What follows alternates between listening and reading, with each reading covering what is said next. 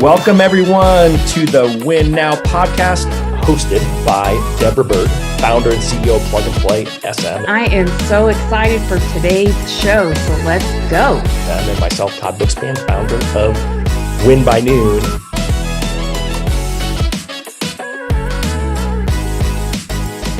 Here we go. All right, everyone. Welcome to another episode of the Win Now podcast. I'm your host, Todd Bookspan, the founder of WinByNoon. And as always, I'm joined by my co-host, none other than CEO and founder of Plug and Play SM, the world's best social media for loan officers, Deborah Byrne. What's up, Deborah? What's up, everybody? How are you?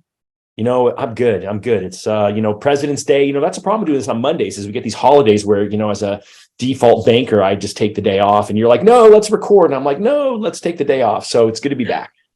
Yes, I love Mondays. Start of the week. And this week, depending on when you're listening to this, we're right at the end of a very short month and we're about to launch March, which I love March. Spring home buying season is getting everyone excited and it just starts to get a little bit warmer out. So new month, new start. Love it. All right. Well, that's all good. So I'm going to let you frame us up and get us started today. Okay. So full disclosure, I didn't even It's know. never good when you start with that, like full disclosure. Well, this is just the power of social media. And I love TikTok. I've always loved just kind of escaping on that platform. And I didn't even know Tony's full name until recently because I would always see his social handle, the Homebuyer Helper. And so I want to introduce Tony Byrne. That's how you pronounce it, correct, Tony? You got it right. Okay. I'm a slow learner, but I did get that right. But why don't you give us a little bit of, a formal introduction of who you are, how you got started, and why in the world are you always on TikTok? So about me, my name's Tony. I live in Spokane, Washington.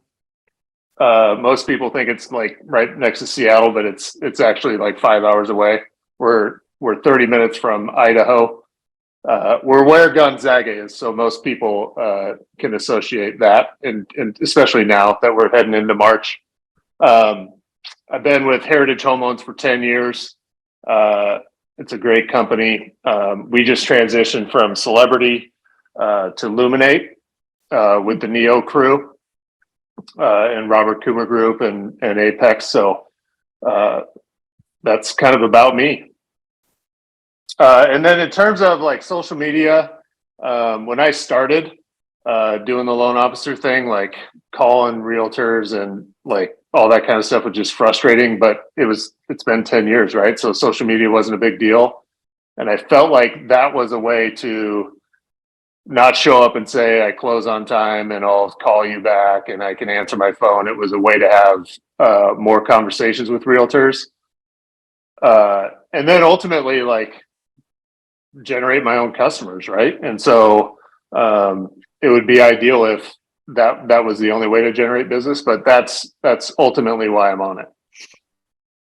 Well, and you have such a following in an art of how you show up. And I do believe, just from the number of conversations I have with loan officers, when you're a male or a female, I get a little bit more friction from the men who feel like, oh, I could never be on TikTok, or I couldn't do the silly dances. Like they have a hard time seeing themselves and where they would fit in. Mm-hmm. And specifically, I'm talking about TikTok just because that's where I've naturally consumed you more and see you more. So talk to us a little bit about when did you decide to get on TikTok, and how did it work when you started, and how is it going now from the commitment that you've shown? So a year ago in January, I listened to a Tom Ferry podcast, and that mortgage guy was on there. And he talked about how much business he was getting from TikTok. Like, I think he was saying like 800 leads a day or like some like insane number. And I was like, I got to check this out. And like, I was against TikTok and all that kind of stuff. Same reason everybody says.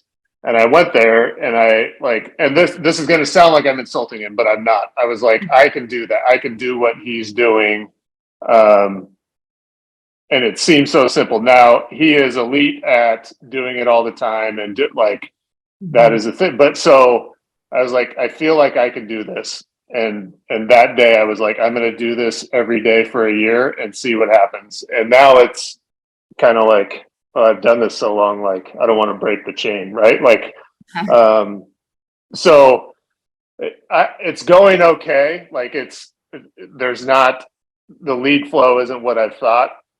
There's been good days. There's been bad days, in terms of that and like keeping going. But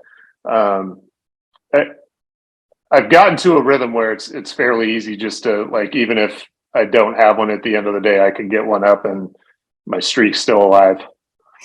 So I love that consistency. Like, kudos to you for that. Cause I know so many people, myself included, are like, oh yeah, I'm going to jump on TikTok. I'm going to crush it, and haven't. So that's awesome. For those who are listening, I mean, when I think TikTok, I think super short content. So like, what's the average length of a video for you? And then are you just talking mortgage stuff? Are you telling stories about home buyers, or is there personal stuff mixed in? What does that look like? So another creator, Nate Fain, is a great follow. So throughout the day, I'm going to give a lot of people that I follow that I think give good advice, but he's a mortgage creator now. He used to be Mortgages Are Boring. When I started, I reached out to him and I was like, man, you're killing this, what, blah, blah, blah. And he's like, you have to only talk about mortgages because TikTok will punish you. If the opportunity to go viral on TikTok is every post. And so if you go viral and you're talking about something other than mortgages, you're now whatever you're talking about.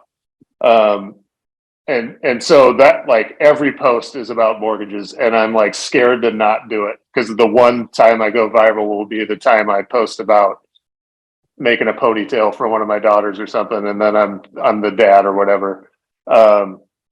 So I would probably, if I had my druthers, probably do some more personal stuff, but it is literally just mortgages.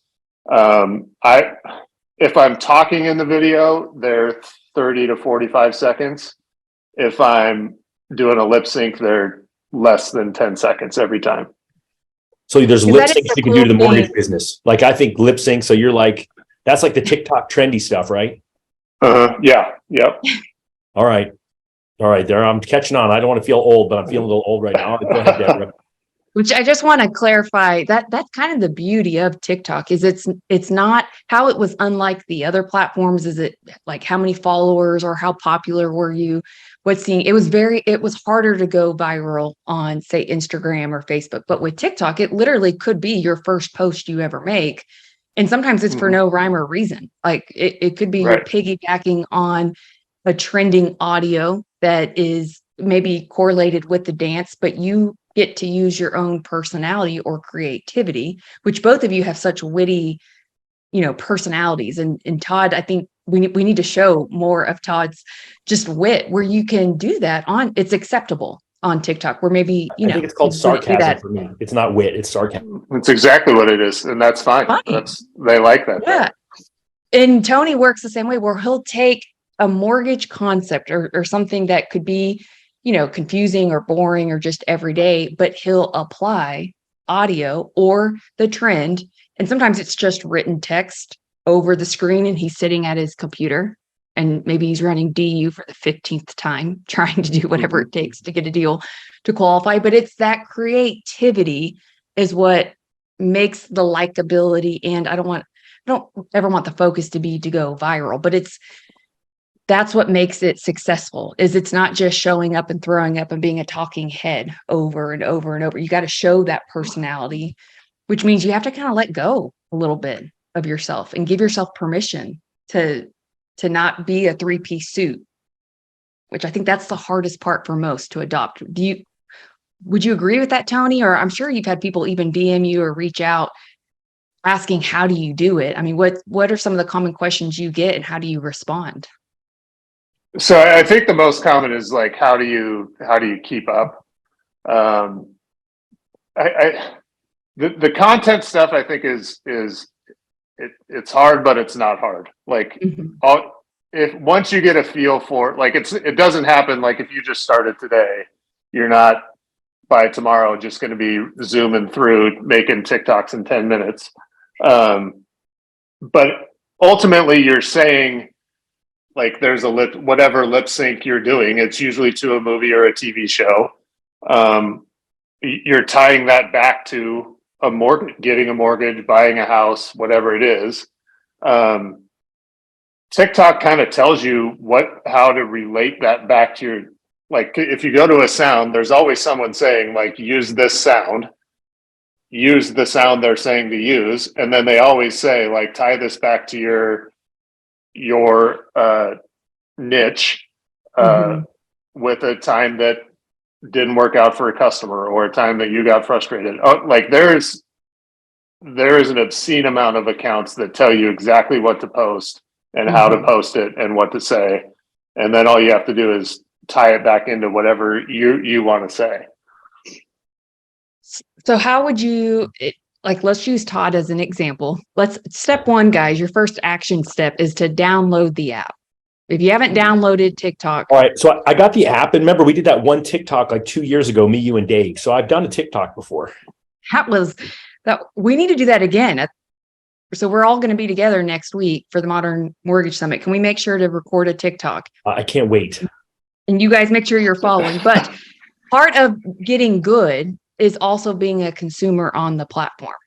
And there are some that I talk to who are still nervous about the, political aspect, which I get updates weekly on the fact that TikTok is becoming more and more transparent with their data. So I don't foresee a ban. And I don't know if you've done any research on this, Tony, on your end, but that is a common concern that most people are like, I just don't know if I want to go there because China is running it and we don't know how they're using the data. Have you done any research on that or any concerns on your end? No, because ultimately, like, everything we have is out. I mean, if we've logged into something, it feels like they have everything they want. So I just don't concern myself with that. And maybe that's like naive or whatever, but like, it just, to me, doesn't feel like something I need to concern. I'm just trying to do a mortgage. And so if this helps, then I'm all for it. So I could see some people being concerned about that, but I just ultimately, like, those same people are logging into 50 other websites every day that you can get their info. So. And do you put any kind of standard on, okay, I'm going to do this many a week, or I'm going to at least try to get one done a day? Do you ever do more than one a day? What's that rhythm? So I do one a day minimum. Every once in a while, I try to go more. I heard this, like, great, and it might have been on what the other podcast you guys do a lot, or the other videos you guys do a lot, where it was talking about, like, treat it like training for a marathon. Does that you guys may have talked about that before? I think we did with Jonathan Roach on Mortgage Coach. I think, that what you're... That sounds like something Jonathan would say. Yeah, I mean, absolutely. I think I just love your commitment to it, like I said before. And I think kind of those of you who are listening, I mean, think about it. I mean, especially if it's something that takes less than a couple minutes, it doesn't sound to me like you're over engineering it. Like, you're doing the video and then you hit set, go, and it goes. You're not trying to edit it and do all sorts of crazy things afterwards. No, I would say on TikTok, I spend 2 hours a week, maybe. And an hour of that is thinking about what I want to say this week, but that hour is spent creating stuff for Instagram and it's so less than 2 hours a week to post every day. So I just want to break that down a little bit, in the fact that you guys, it appears, and correct me if I'm wrong, when he says he keeps it this simple, where he's just recording in the app. It's not like he's using fancy equipment that then he's going to send to an editor or have it downloaded and do off camera edits. It's literally in app feature. So that means, like, you're opening your TikTok app and you're using the camera and you're doing it all within, is it your cell phone mostly? Yeah. So as far as equipment needed, because that's usually the next objection I get, is people will overthink not only how to capture the content, but then what do I need for my studio and what kind of camera and the lights. And if you are following, so if you go to the home buyer helper, you'll see most of his content is either in his office, maybe at his house. I mean, it's not like you're overthinking the setup. Is that accurate? Yeah, I literally do them I would say 70% of them are sitting in my desk chair, turning on the phone, or maybe standing up on the other side of my desk. Like it's not, like when I batch on Mondays. So when we're done here, I will do 10 of them, and you'll see this black shirt and this hat in the next week's worth of videos. So no wardrobe change. I love it. That's not my game, but that's what I like about it, is the simplicity with which you can do it. Now I will try to do some more talking head type where it's actually me doing the talking. But like that's also not a requirement. You can say whatever you want to say without doing that. And so are you guys taking it from TikTok and putting it onto other social platforms, or is it just all TikTok? If I do the talking, it goes on Instagram and it also goes on YouTube. The lip syncs, I'm not. I don't share those. A lot of times I'll bring, I'm trying to do some Canva type videos that I'll bring over from Instagram, but the majority, the lip sync stuff, I'm not taking anywhere else. I'm just leaving on TikTok. And I'm having a debate with how I want to do Instagram. Like, do I want to keep doing the video, or do I want to do more image stuff? But it all the lip syncs stay on TikTok. Well, and there was a new update, I'm sure you saw, or maybe you haven't, but Instagram is going back to their roots.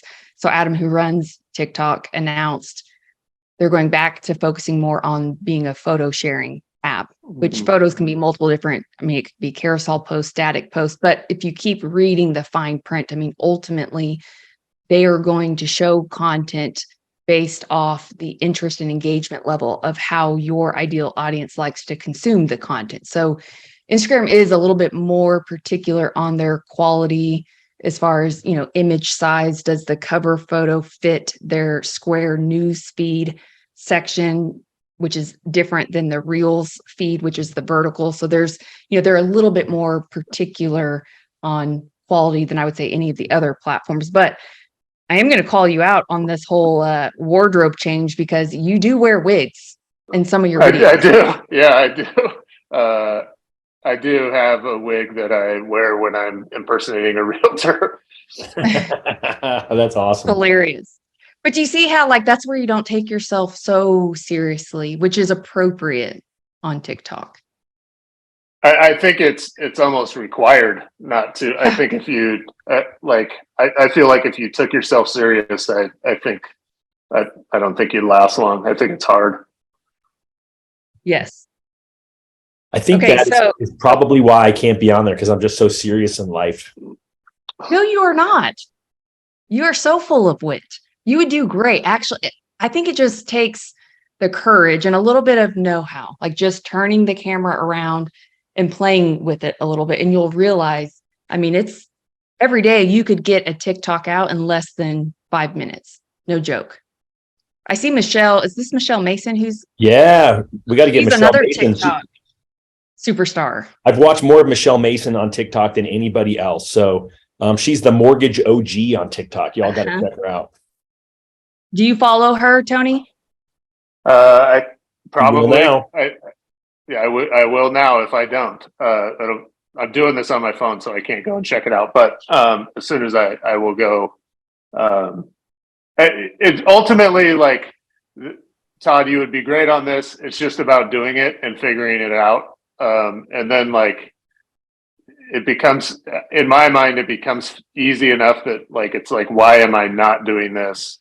And TikTok, I think, does a really good job of your first 2 or 3 months. Like, you gain a lot. They give you momentum. it feels like it was easier to get to 1,000 followers than 2,000 followers. And they do a good job of that, like keeping people around for a while, because you post and they'll show it to a few more people. Now, it has gotten harder. I mean, obviously, those who started in 2020 when it wasn't as competitive, I mean, like anything, I feel like when marketers figure things out, we can overdo it, and everyone's kind of chasing, the next big thing. So I have seen a little bit of a dip with TikTok, and ironically, I've seen more reach with Facebook Reels and YouTube Shorts than Instagram Reels, which Instagram Reels were wonky and kind of oversaturated there for a little bit. When, in case you guys are listening and you're on Instagram and you're wondering what's going on there, last year they were converting any videos that were ever posted, which used to be called IGTV. They converted them all to Reels. So it kind of created this oversupply, not to mention when your IG Reels were moved to the vertical videos, the format was all wonky. So if you've experienced some of that, know that you're not alone. But then, like anything, as soon as people start catching on to what is working, then everyone, kind of does the same thing. So if you're not already on TikTok, put in the comments, what is stopping you? Like, what's holding you back? Or even if you're listening to this after the fact, let us know, like what's getting in the way. Is it not having a plan? Is it not having a schedule? Or is it just possibly deep down fear of approval of other people? Like, what if they're watching? Because Tony, I have to imagine you've had others reach out to you saying, is any high net worth individual, like, could they possibly stumble across this and choose not to do business with you because you are using some of the creativity of the platform? I mean, has it hurt you in any way, would you say? It hasn't hurt me. So I think like the average age of a TikTok user, or the average person on TikTok, is a older female. And so like, I think like, I don't know all this for sure. Like, I should know more than I do, but like, they're the wives of the wealthy, right? And so I think if you're yourself and you show a personality, like they're going to choose you based on that anyways, right? On anything. Like, you could screw up an initial phone call with them and they're not going to hang around with you either, right? So I would rather they see me as I am, and then we have real conversations at the beginning of a transaction or the beginning of a business relationship, than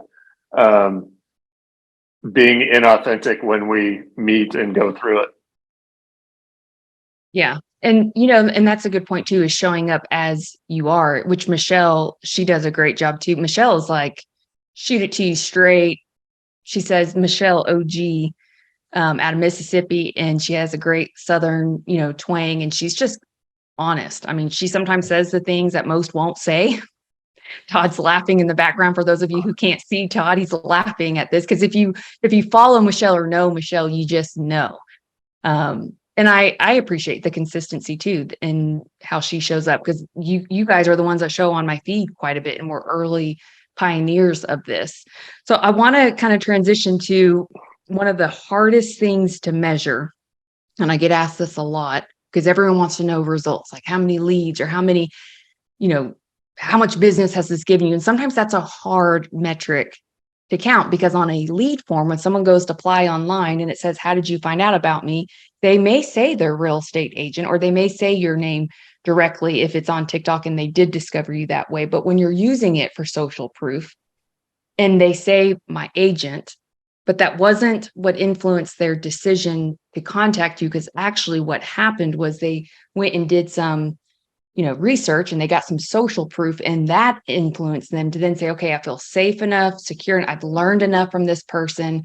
I see they're, online and they do business. Now I'm going to contact them. So how do you measure the success of this? Or what advice would you give to others who maybe are too focused on likes and followers and not enough on the brand equity over time that's built? Well, so I don't get a ton of leads. Like it, again, like it started with this promise of what felt like 800 leads a day, and right. So it's not that you're not getting that. Last year, I think 40 of my realtor appointments were set without ever making a phone call, with all doing just through social, engaging, using the DMs. So that, like, I think of it as that, right? Like it's a way to have a conversation that isn't like, hey, we have 2-1 buy downs, right? Like everybody has those. Mortgage and insurance so is cheaper for FHA loans, by the way. yeah. So I like it's hard to track.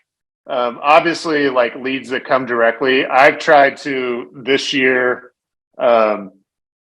use like my website, like set up links that are specifically designed for that. I know they came from TikTok, so I can try and track it better. But it, like, last year, I think I sent out 8, and I was only licensed in Washington and Idaho last year. I sent out, for whatever reason, Florida really likes me.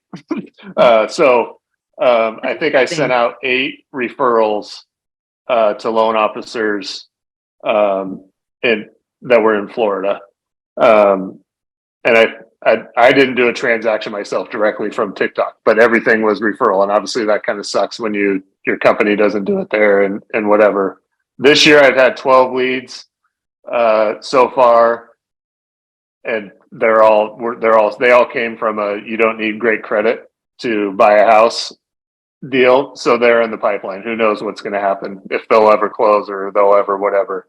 I don't know that those are the leads that, like, that's kind of the message I've been going down this year, which I don't know if that's the right one to go down, right? Like, that's what I question is, like, am I targeting the right people more than is this worth it? Right. Because sometimes you have to realize the follower count doesn't always translate to revenue. Right. Some get so fixated on having 100,000 followers. I'm like, but what brings in either the quality conversations or the money at the end of the day? Mm-hmm. Right. All right. So I would love to go back. You said that you got 40 realtor appointments without ever picking up the phone and calling them. So I know Deborah's always about this slide into DMs, but can you explain to someone who's like, yeah, there's just no way, like they're all scared to pick up the phone and call, but maybe somebody listening might actually be able to get an appointment because they can learn from what does that process look like for you? Is it, reaching out? Is it people reaching out to you? Is it, one quick, comment and then all of a sudden you have them, or is there a dialogue? Kind of help us through that. I think it goes in different ways. It usually starts with just a conversation about the content they're creating and how you like it. And then it usually starts with, hey, let's get together and mastermind over whatever you're doing on whatever platform it is, and that's it. I mean, it's about, I'm not as good on the phone as most, as I probably should be as a loan officer. So that for me is it's a more comfortable way to do things. And they're receptive to it, right? Like, they're getting hammered on the phone right now. And so, like, it's sliding into the DM is a non-aggressive way to do it. And they don't all respond. I'm sure I tried to set 120 of them and only 40 of them worked out. But ultimately, like, it's about creating a conversation about, if they're posting every day, they either want help or they like doing it. And so having a conversation that starts with that is always good. Well, that is probably what I hear the most of, is my clients who are very visible. They start to get, whether it's other LOs or real estate agents, they'll message them like, who's doing your content, or which video editor are you using, or how do you, it just is a way for them to start the questions themselves, because they usually need help with their marketing. Sorry, Todd, I cut you off. What were you going to say? No, I just love the fact that you said, hey, I reached out to 120 probably to get 40. And I'm thinking, like, I would have been happy if I reached out to 400 and got 40, right? So, it's all relative. I think that, just encourages me to encourage all of you, whether you're a realtor or loan officer or whatever you do that are watching or listening to this, is that you've got this opportunity to reach out to people, to engage, to actually help them, and vice versa, learn from them. Right. And it's a more, to me, it's a little bit more acceptable where it's not as intrusive, because a text message or a text blast that goes out to everybody, it can feel like, me personally, I'm like, if you're texting me a flyer, I kind of get annoyed. And I have some clients that accidentally put me on their list, and it may be like Happy President's Day. And I'm like, don't spam my text messages to me are a little bit more urgent. If I don't know you and you're calling me and I don't have your number saved, I'm usually not answering. And then my voicemail will say, please don't leave a voicemail. Send me a text for a faster response. But if you DM me, and naturally it could be because I'm on social so much, it doesn't feel as intrusive. I don't feel pressure to respond right away all the time, depending on which account they're messaging. But it's just, maybe it's them posting a story and you're just commenting on the story post like, hey, great video, or this was hilarious. Because I do think that when you're posting anything that's more comedy related or inspirational, those get more messages because it attracts a broader, audience of those who just are still using social to escape. They don't always want to jump online and learn all the time. Now, social search is increasing where you will see people in TikTok typing in like how to buy a home in Washington or Washington down payment. Like that long tail search and social search is increasing rapidly. But there are people who still just get on the platform, whether it's late at night or they're at a ball game and they're bored and I'm totally not referring to me, by the way, maybe wink, and they're just scrolling to escape, and so when you see funny things, you're more naturally going to be like, oh, this was hilarious, great post, or I love this. Would you agree?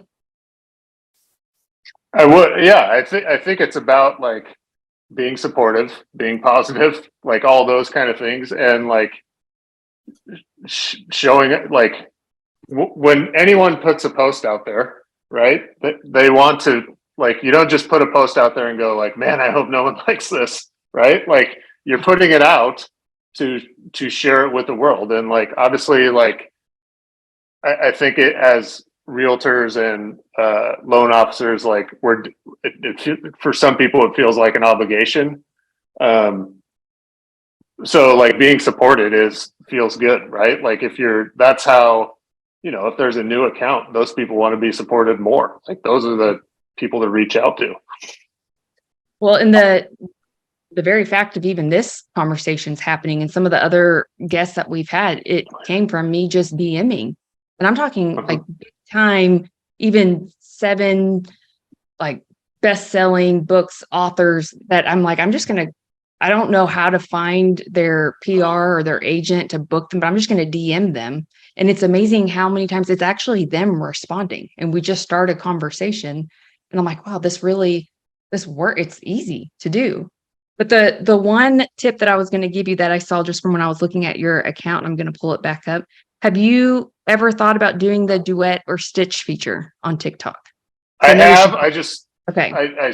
Yeah, I do, but I struggle with like finding things that like it just doesn't, the stuff doesn't stick out to me. And so like, when I scroll, when I scroll for sounds, like those almost always, like I could tell right within the first 2 seconds, like I'm using this one, I'm putting this one out there, and that doesn't, for whatever reason, I struggle with that. Like it's on my list of like, get better at this, do more of this.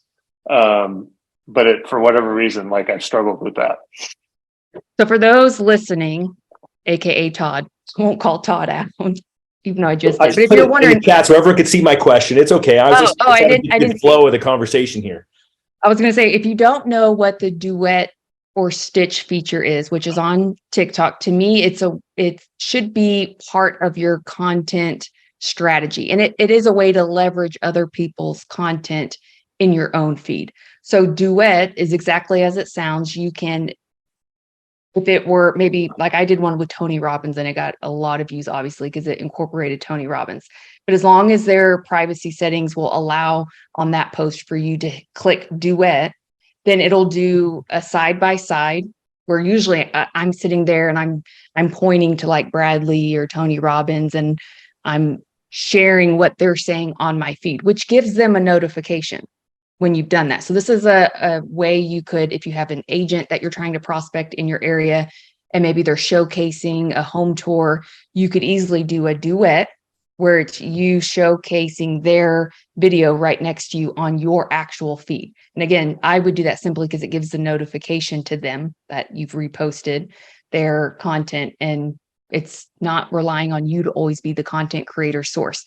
The stitch allows you to show, maybe it's the Dave Ramsey like intro of something.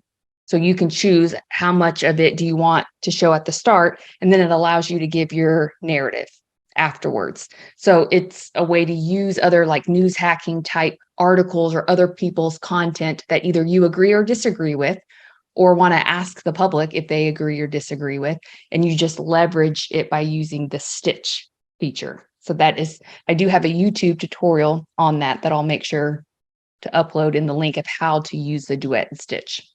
That is awesome. And I threw my thing in there. Look at one person just started following me since we've been watching it. Yes. Thank you, whoever you are. Although Michelle's been following all along. So, I'm really just pushing up there. I got 45 followers now. And so I'm just, I'm really, really excited about that. Oh, of course it was Tara Hart. Thank you. Bless your heart. There we go.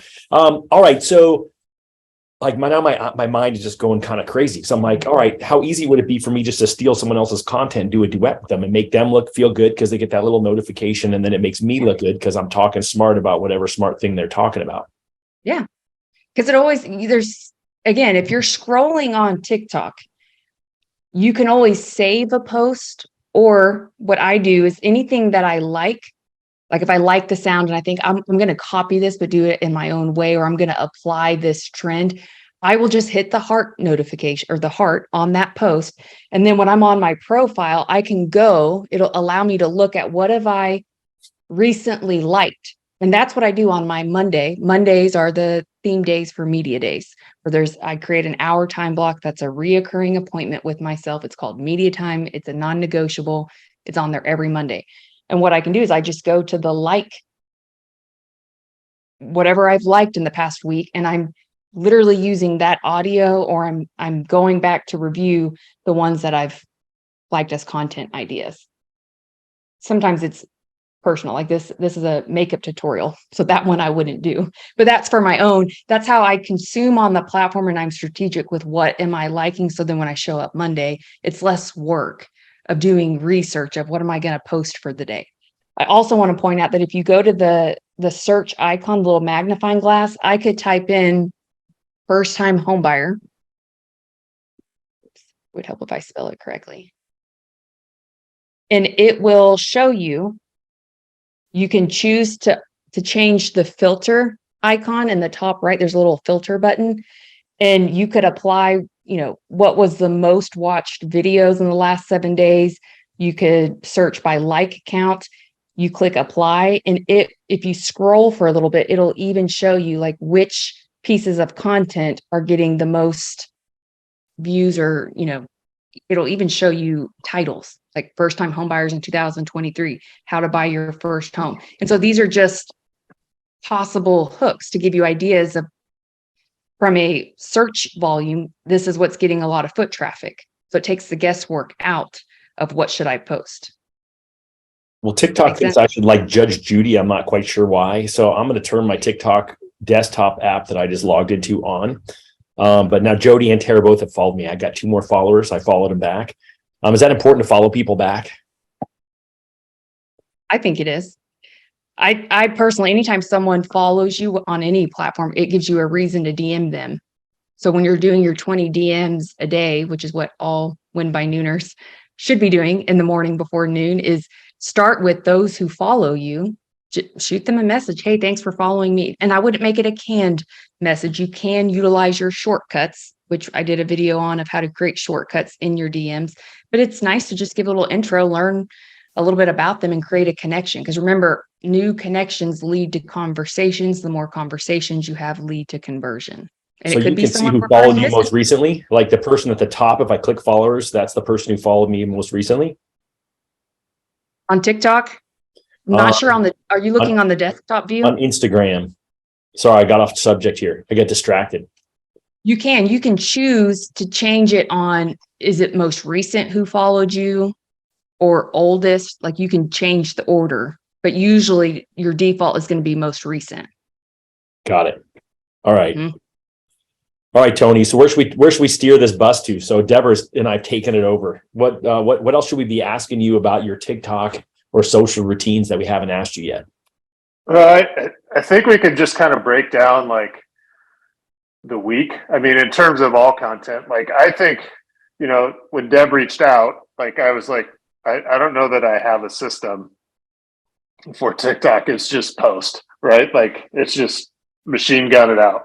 But as I was thinking about it, actually at a realtor meeting the other day, we were talking about like that I don't have a system, and then like I was talking about things I do, and she's like, "Yeah, you have a system." So I like, to me, the biggest thing you can do in terms of creating content like a lot of it is spend an hour just like dumping on a notebook what you want to talk about. And then like, I think the one thing I think we're, like we can get into the controversy of Chat GPT and all, like, are we being taken over by robots? But like, it used to take me like what felt like a week to create an Instagram carousel.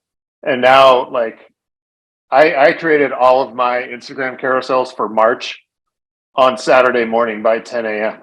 And so like that's using Chat GPT after a brainstorm session, after like it's not necessarily like it's doing a lot of the work for me, but it's not originating the idea. It's organizing my thoughts. And so like it starts with a session where an hour where you just start writing, what do I want to talk about? And like one thing I do every week is I go and search people that I think that are good at this. And that sometimes it's not in real estate.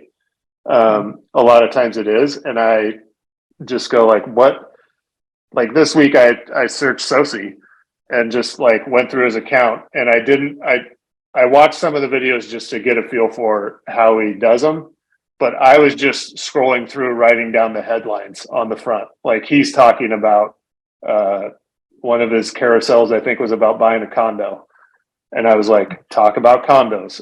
And so I went through that and just made a huge list of here's the things to talk about. And then now there's good, because he has a bunch of followers. And so like he's obviously has some experience doing it. Now I'm just going and like, how could I talk about condos in Spokane? How could I talk about whatever else it is in Spokane or in Washington or in Idaho or whatever? Well, and that's a really good point with Chat GPT, because I've had a lot of people ask kind of the same question. And from different masterminds that I'm a part of, everything that I've been hearing is obviously it's a multiplier. Like you don't want to start with Chat GPT. You want it to help multiply some of the things that are already your creation of, whether it's a brain dump, but you don't start with it. But it can definitely help enhance it and edit from there. They just were cautioning on, especially with SEO and people being able to pick up. I mean, it's still the prompt engineer, like it's only as good as what questions you ask, and all the data is live up into 2021. So it's not live yet post 2021, although in a couple months, the Chat GPT 4 will be coming out, and it will be if you pay for that version. So it is coming and it's getting better and better, which is also why I encourage clients, you've got to be creating content beyond what a Chat GPT or Google search could answer. Because I do think it will change consumer behavior, much like how TikTok has changed consumer behavior. It's going to want instant answers without having to cipher through a bunch of articles. And so how do you position yourself where you are giving advice that is circumstantial, that's not just something that could be found on a search query? while also being a human and being relatable and personal and, you know, attractive in the sense that you would be someone that they would want to work with. That's some serious pressure you just put on all of us, Deborah. You know, when you just show up as you are, the funny thing too with social is, if you heard what Tony just said, you have to study your game. Like, in order to create content about condos, that means you're going to have to do some research and maybe review some of the guidelines on condos. And so that's the extra piece that I love about social media, is the accountability of leveling up your game, because you can't just talk about the same thing that most people always talk about, which is, did you know you don't need 20% down to buy a home? It's like, you know, maybe study the new requirements. And I know I had even messaged Todd this, of the cash out seasoning, going from 6 months to 12 months, and trying, is this on all refinances? Is it only on fixed rate mortgages? You know, so you have to do some research before you put stuff out there, because y'all know there's trolls out there. What I loved about what Tony said, though, was he said, "Hey, I checked out Soci." So, I mean, Soci's awesome. He's a good friend. And he didn't say, "Hey, I just wrote down everything that he said about condos." He said, "I just wrote down condos so I could do it." So I love that you do that. I mean, I always feel like there's the whole idea of swipe and adapt from people. You know, you obviously pick someone who's at your company. He's in California. He's not in Washington. And so, you know, I love that. Although I guess they do say, what do they say, that whatever you copy someone, that's like the biggest compliment. There's some more articulate way to say that. Biggest form of flattery. Yes, there we go. Yeah, like, ultimately they're good at it for a reason. And like that, the one thing I think people say on TikTok is like, "Oh, I want to be myself." Like, it literally is a trending thing. Like, that's all you're doing is copying other people and putting your own spin on it. That's the entire purpose of TikTok. Now, Instagram, I think, is different. But like on TikTok, that's the literal point is choosing a trending sound and talking about mortgages or real estate or recipes or whatever, and going from there. Without overthinking it. So you guys have the truth right here from Tony, where you don't have to have these $5,000-$6,000 studios. You don't have to have anything other than what you probably already have right here in your hands most of the time, which is your phone and maybe AirPods, if you wanted to help with, you know, the sound quality, depending on where you are. But a lot of times it's just using what you already have and just making the decision and commitment. Maybe it's one TikTok a week. Like, be realistic, because that's usually the next question I have that clients will ask me is, well, how often? And although I'm going to tell you best practices would be at least every day, I also don't want people to get overwhelmed or burned out too quickly, because then you'll quit. And that's the worst thing you can do, is the start, stop. So you need to just make one commitment. Maybe it's one day a week that you're going to say, every Tuesday, I'm going to do this. Like, this is a non-negotiable. I'm just going to make it happen. And then eventually you could maybe do it Tuesday, Thursday, until you can build up that habit where once you start doing something enough, you get better at it naturally. So Todd, no pressure, but you're going to be making some TikToks next week. Well, I said I'd make one this week to everybody, but I'm learning really quick that whenever I say something on a call like this, then I actually am required to take action. So I've been very quiet with my commitment of how frequent. I just had one this week, so it wasn't anything greater than that. But I've learned from Deborah, and I am planning my social media into my personal routine, and so I do appreciate you for that. All right. So of your videos, Tony, obviously you wear a wig sometimes, so I'm catching that. I'll have to go watch some of those. But what was the video that you did that got the most comments or watches that surprised you, that you didn't think was going to be anything special? Two of them. The first one that went viral last year, I post every day, and it was like Sunday afternoon at like 3:00, and I was making dinner. And I was like, oh crap, I don't have one up. And so I just posted, but I misspelled a word. And this was like a year ago, probably right around now. So I had no idea what happened. But like after dinner, I went back in and looked at it, and there was like, the notifications were flooded. It went viral, but it was literally everybody just saying you misspelled a word, and like trolls and all that kind of stuff. So But that, like, I would never have expected that, right? And so then it's like, how do I create what I just created without misspelling a word and trying to go viral? Because it's a pretty cool feeling, to be honest with you.